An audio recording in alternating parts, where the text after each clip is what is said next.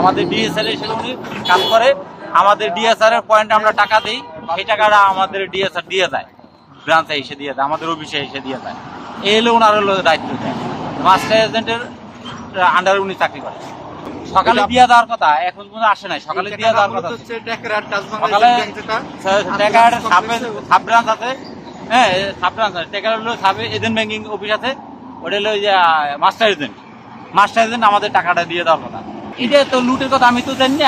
আমি ডিএসআর কাছে টাকা দিছি, ডিএসআর আমাদের মাস্টার এজেন্ট আমার টাকা পৌঁছে দিচ্ছে, এটা তো আমি তো জানি না। মাস্টার এজেন্ট আমাকে টাকা দেয়, তারা জানে, এটা আমি তো কিছু। আমার আসতে বলবো মন্ত্রণ যায়, তাদের আসেন সমাজদার, হ্যাঁ সমাজদার এনে আসতে বলছে, আমি তো মামার নিয়ে টান দিয়েছি।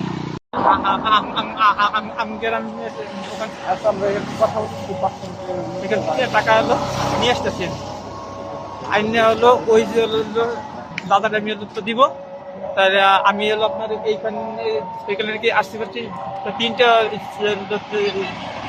সানবিট সব দিবে সামাল। সানবিট ম্যাজিক প্রেস ডিশওয়াশিং এর মাথা ঘোরানো সলিউশন।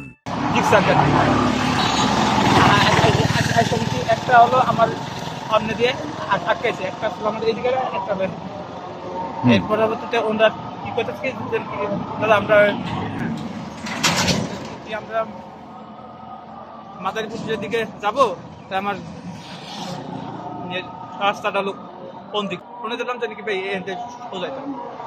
আমার কি বলে কি যে 6 কিলো হইলেও পরে আমার হোস্টেল 6 কেজি কি আপনার কাছে কি আছে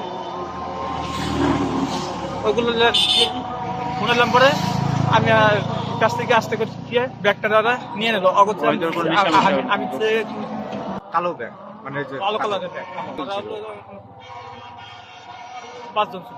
এজেন্ট ব্যাংকের টাকা নিয়ে আসতেছিল 4:30-5টার দিকে। ওই ভদ্রলোক নাকি নাকে কি ধরছে, ধরে জি ভূতে কি যেন বলে ওরা, শয়তানের নিঃশ্বাস, জি জি তাকে নিয়ে গেছে 24 লাখ টাকা। আমরা চেষ্টা করতেছি, এখন সিসি ক্যামেরাটা আমরা দেখতেছি, কাজ চলতেছে, এখনো কোনো গ্রেফতার হয় নাই। অভিযোগ দায়ের করেছেন, ওরা আছে, এখন ওই মামলা প্রক্রিয়া চলতেছে।